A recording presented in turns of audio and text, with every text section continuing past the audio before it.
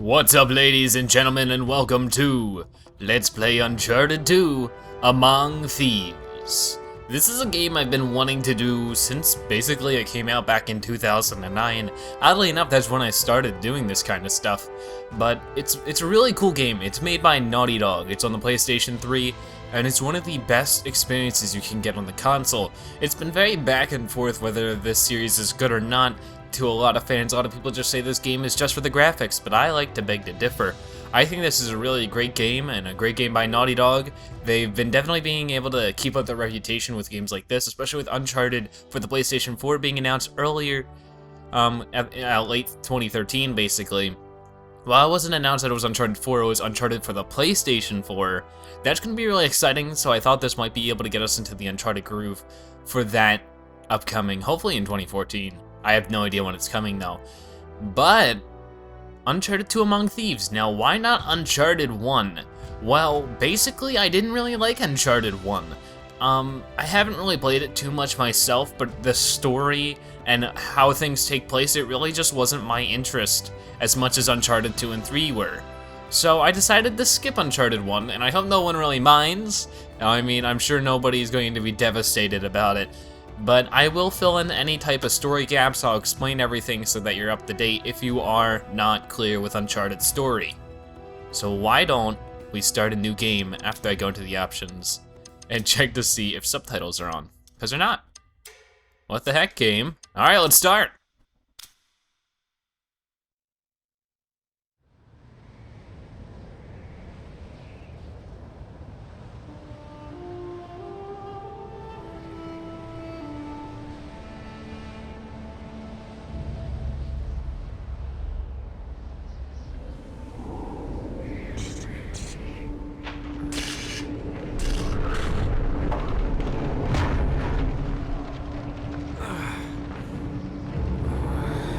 What's going on?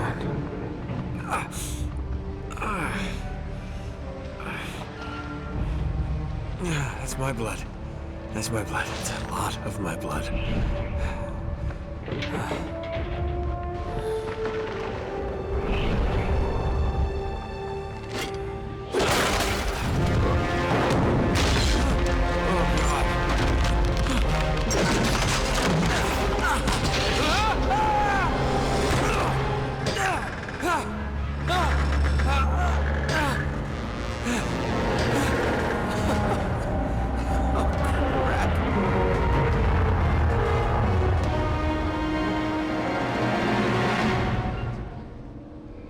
How did we get into this mess? Welcome to Chapter 1, A Rock in a Hard Place.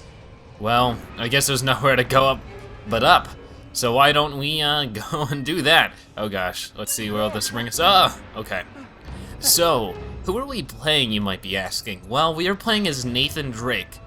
He believes that he is a descendant from Sir Francis Drake, a great explorer from about like the 13 or 1400s, I believe.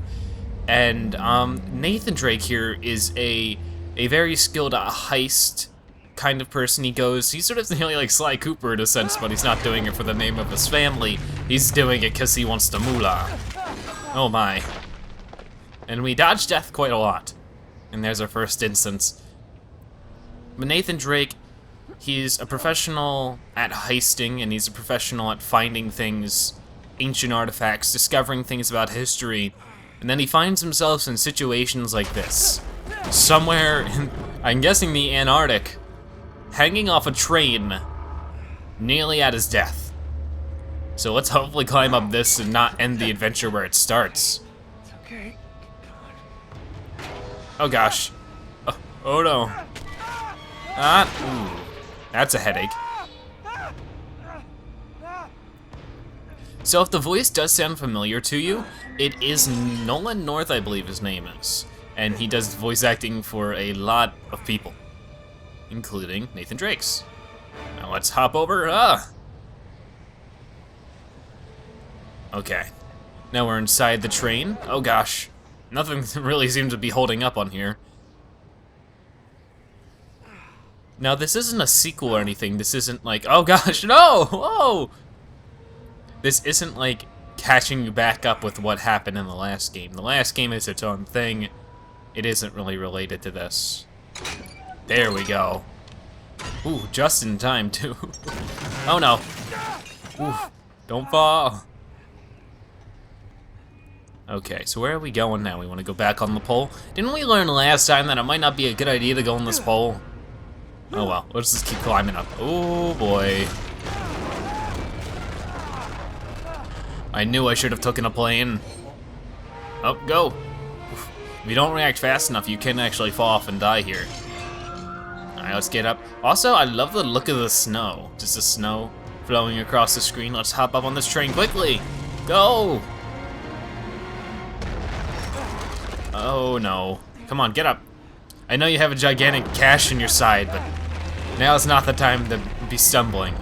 Alright, go. Run! No!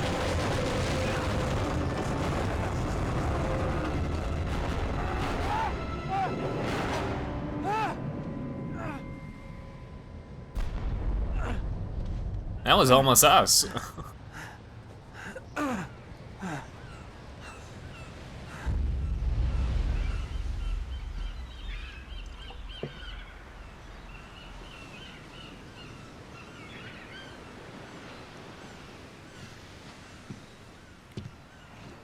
Buy me a drink, sailor. Harry Flynn? Hey! What the hell are you doing here? I'm looking for you, mate. Uh-oh. Should I be flattered or worried? Maybe a bit of both. Come here. I've got a job for us. Really? The client is willing to part with a huge sum of cash if we acquire a certain object for him. All right, I'm listening. Now, you're not gonna like this. Oh, no.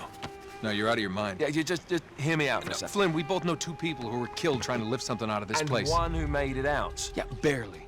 I can't do this without you, Drake. You're the only one who's cracked it, and you know better than anyone it's a two-person job. No. Three, actually. Right. And speak of the devil, here she comes now. What? Chloe Fraser. Nate. Drake. Nathan. Drake. Hello, Harry. Chloe here's one of the best drivers in the business. She'll take good care of us. I bet. Right, look. I've got it all figured out. We go in through the sewer. I'm loving it so far. That puts us in the courtyard. From there, we scale up the wall, run across the rooftops, and just drop down into the exhibit hall. Bob's your uncle. And what is worth all this trouble, I hear you ask? I didn't, but go ahead. But that's it. An oil lamp. Yeah. It's worthless. I don't get it. Neither do we. That's why we tracked you down. Well, it sounds like you're working for a nutcase. Some collector who's got too much time and money on his hands. And by the way, this is not worth any of it. But there's more. How's your 13th century Latin, mate? Where'd you get this? Borrowed it from the files of the nutcase. In Trebizond, we were set upon by thieves. Father, Maffeo, and I were robbed of our greatest treasures. This was written by Marco Polo. Yes, that much we were able to work out. Unfortunately, the rest of it's nonsense. Hey, hold on. So that it should not fall into the wrong hands, I concealed my great sorrow in the unlikeliest place.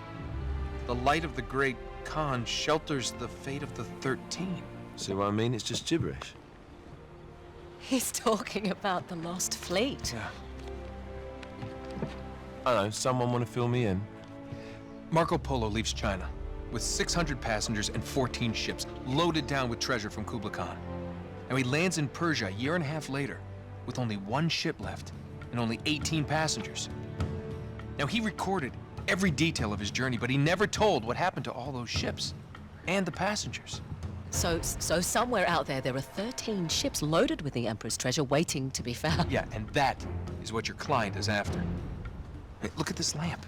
It's covered in Mongolian script. It must have been a gift from Kublai Khan. The light of the great Khan shelters the fate of the 13. Marco Polo hid something inside this lamp. Something that pinpoints the site of the lost fleet. So, we're dicking this guy over, right? Damn straight. Absolutely. You in then? What the hell? I mean, what could possibly go wrong?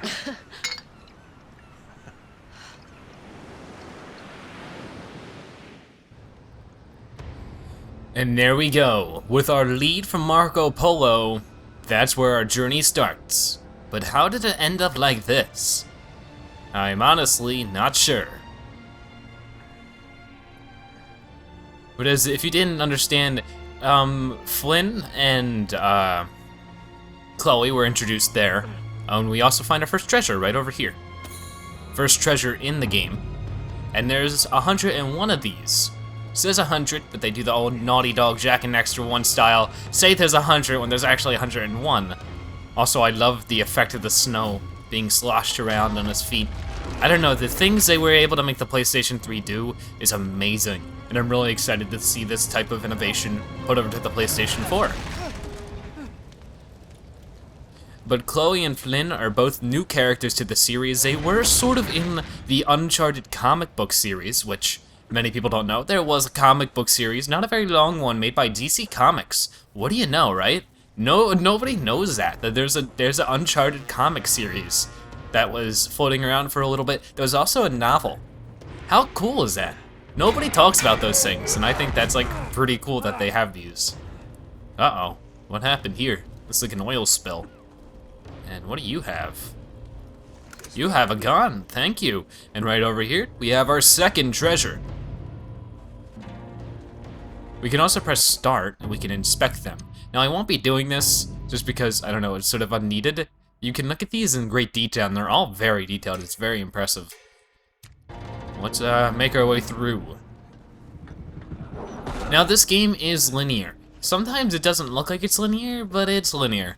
It's not really about that, really. It's sort of a puzzle platformer at times, too, just trying to find your way. And can I make my way through here? No, I can't. Of course it's There's locked. a lock. It's always locked. Okay, so why don't we shoot it off?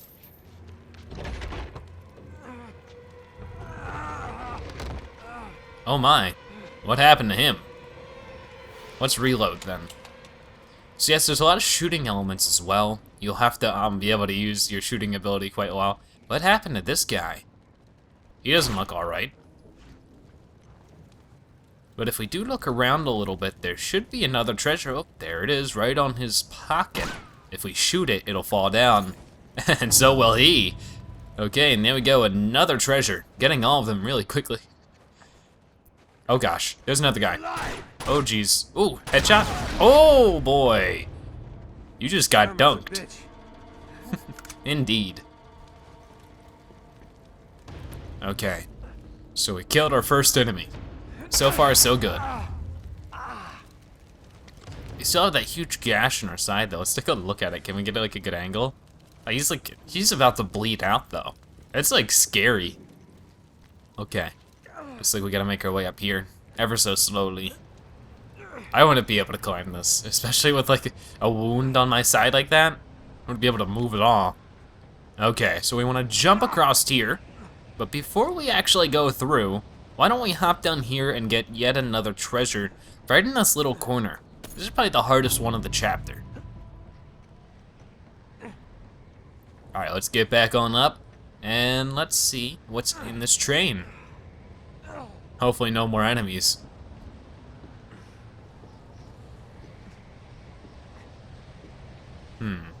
Looks like I'm getting up there. Maybe I can do this? Yes, okay. Wow, it must have been one. Oh man. Oh gosh, that must have hurt. Oh, well, this'll hurt more.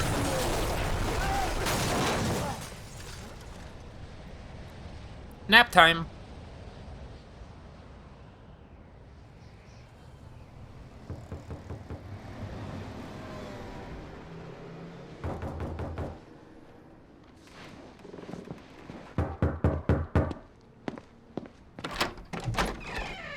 Hello.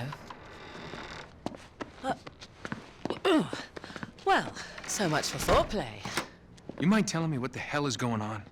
You mean with Flynn? Yeah, you might have warned me. And missed the look on your face? Anyway, you haven't exactly made yourself easy to find. Talk about making yourself easy. Oh, you're not jealous. Let's not forget who walked out on whom. After all, you don't get to be jealous. Wait a minute, Chloe. If it makes you feel any better, my relationship with Flynn is strictly professional. Really? Mostly professional. Oh. When I figured out he was actually on to something, I thought you'd want to be in on the action. So what's the plan? Just like we said, we pull the heist, we find the ships, and we make off with the treasure. With Flynn? Mm-hmm. And then? And then we split the take 3 ways, and you and I just disappear. Together, this time. I see. Until then, he can't know about us. He's gonna be pissed. He's gonna be fine. Trust me.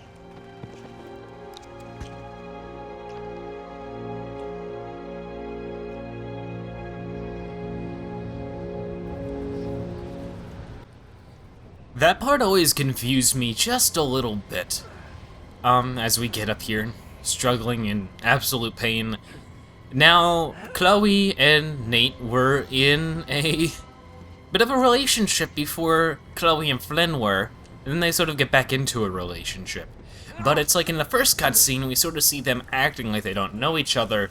I can't really tell if they're pretending to not know each other for the purpose of it, or if they got a relationship shortly after that.